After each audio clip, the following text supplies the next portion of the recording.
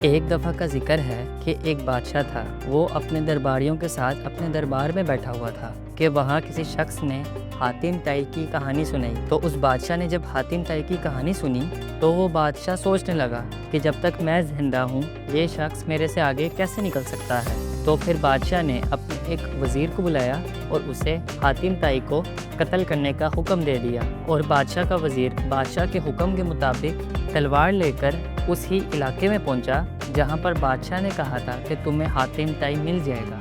تو وہ بادشاہ کا وزیر جب حاتم طائی کے پاس پہنچا، پھر حاتم طائی اس سے اتنے ادب سے پیش آئے کہ وہ بادشاہ کا وزیر یہ سوچنے لگا کہ بادشاہ نے اس کو قتل کرنے کا کیوں کہا ہے۔ تو وزیر نے حاتم طائی سے کہا کہ میں آپ کے پاس تھوڑے دن رکنا چاہوں گا۔ تو حاتم طائی نے بلا جھجک اسے رکنے کی اجازت دے دی۔ تو بادشاہ کے وزیر نے حاتم طائی کو دیکھتا رہا کہ یہ ساروں سے کتنے ادب سے پیش آتے ہیں، تو اسی وجہ سے سارے حاتم طائی سے اتنی محبت کرتے ہیں، کیونکہ حاتم طائی جب کسی کے لیے دعا کرتے ہیں تو وہ بندہ اپنے رب کے قریب ہو جاتا ہے۔ تو وزیر نے حاتم طائی کو بتایا کہ مجھے بادشاہ نے آپ کو قتل کرنے کے لیے بھیجا تھا۔ تو حاتم طائی نے کہا میں حاتم طائی ہوں، میں تمہارے سامنے ہوں، تم مجھے قتل کر دو لیکن تمہیں سارے روکیں گے۔